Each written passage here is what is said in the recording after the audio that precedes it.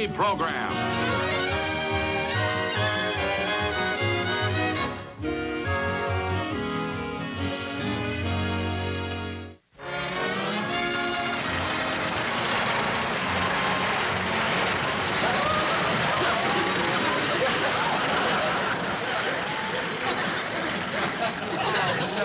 Done it again. Mr. Benny, would you come back, please? Mr. Benny!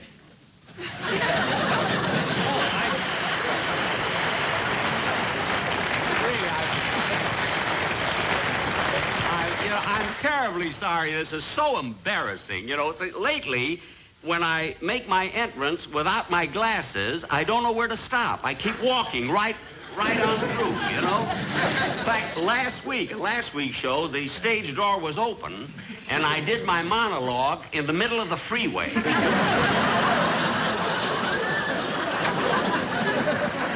And people were hollering, "Get off, get off." But I thought it was my regular audience.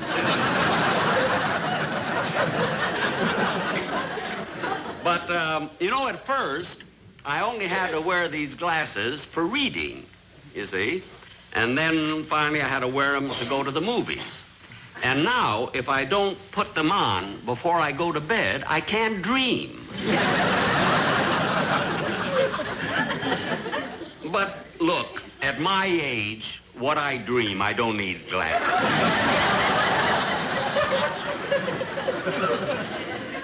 Anyway, oh, there is an audience here. I'm glad the stage manager brought me back, though, because we really have a good show for you tonight. I think you're going to enjoy it. And as usual, it gives me great pleasure to present my singing star, Dennis Day.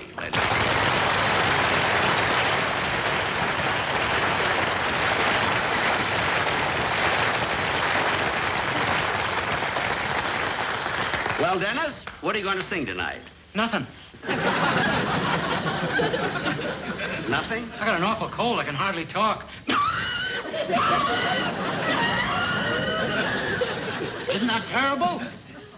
That's awful. How'd you catch a cold like that? Well, last night I was taking a shower and I was called to the telephone. They said it was long distance, so I didn't have time to put a towel around me or anything. Well, isn't that warm in your house? Yeah, but the telephone is across the street in the gas station.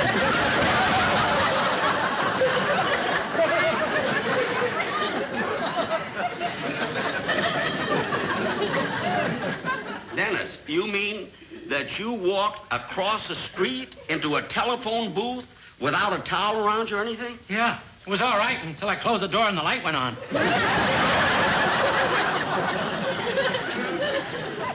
Dennis, why do you come in here and make up those silly jokes about going across the street without any clothes on? Well, what do you want, laughs or a fashion show? I don't want anything. And look, and as long as you got a cold, you might as well go home. Oh, but gee, I came all the way down to the studio. Well, all right, Dennis. I can't use you. You can't sing. Well, can I stay here and just watch the show? It'll cheer me up. All right. Stand over there and watch the show then, off stage. Ladies and gentlemen, to get on with the show, we have a little surprise for you. I want to present a young lady to you whom you've seen in the movies many, many times and on your television screen, and I'll tell you who she is. You remember the little girl who used to play in the Our Gang comedy with the kids? Wait a minute. Put a camera on her picture, will you please?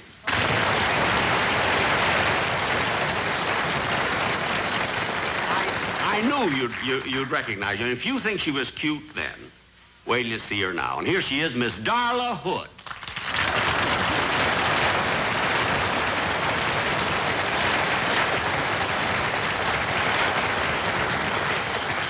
Doesn't she look the same?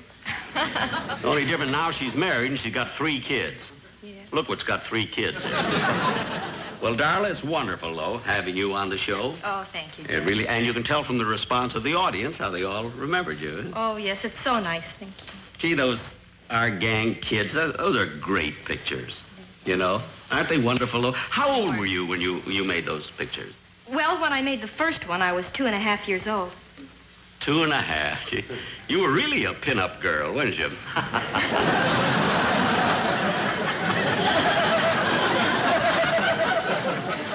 lived that one.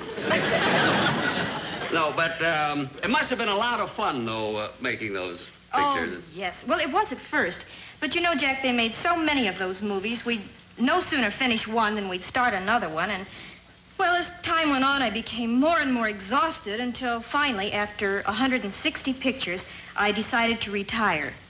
Well, how old were you when you retired? 12. You retired when you were 12 years old? Yes, that's right. Gee, she must have been the youngest person in the old actor's home. Well, I didn't go there, Jack. You see, I never had to worry about finances. Fortunately, when I was working at the studio, there was the nicest little old lady, and she helped me and gave me some very good advice. A little old lady, huh? Who was she? Shirley Temple. Oh, yeah, little old Shirley Temple. I remember when I used to help her across the street. Or did she help me? But getting back to you, I understand that now you are working in nightclubs and making appearances. Yes, that's right, Jack. Yeah. Well, after you had retired at 12, what made you want to come back into show business? Well, it was either that or sit around in a rocking chair for 53 years waiting for Social Security. Well, our president sits around in a White House, but in a rocking chair, I doubt that he's waiting for his Social Security. But what kind of an act do you do in a nightclub? Well, I do a few imitations, and I dance, and I sing. Oh, you sing, too? Well, isn't that... Oh, say, Dennis has a cold, and he can't sing on this show tonight. Would you like to do a number? Well, I'd just love to. Oh, Wonderful. what would you like to sing? Well, what does the piano player know? Chopsticks. But what would you like to sing? What number? Well, let's see. How about It's a Most Unusual Day?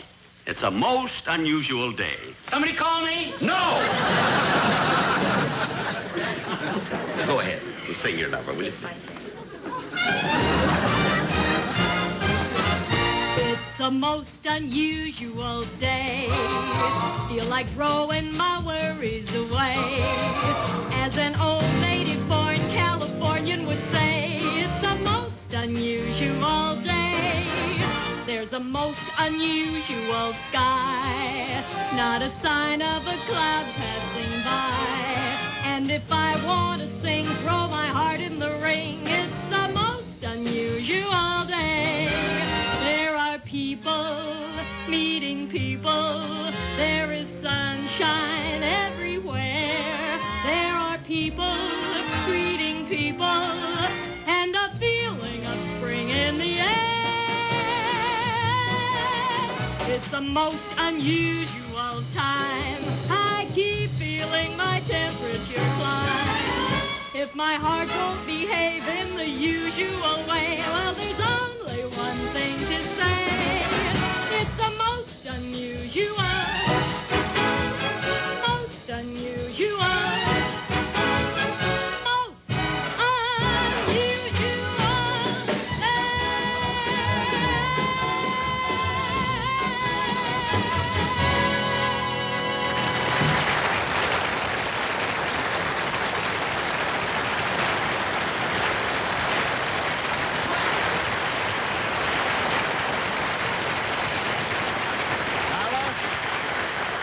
You sang that beautifully. Oh, thank you. You really did. She sure did. Boy, the way you sang that was wonderful. Thank you. Dennis, please. Yeah, she sang high G even better than I do.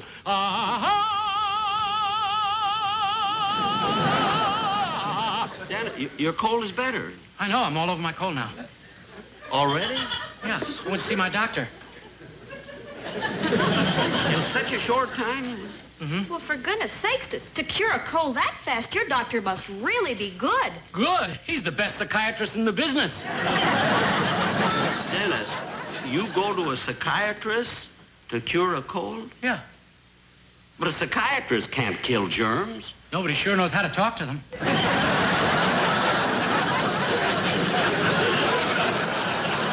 Imagine a psychiatrist talking to germs. One of them has a mother complex.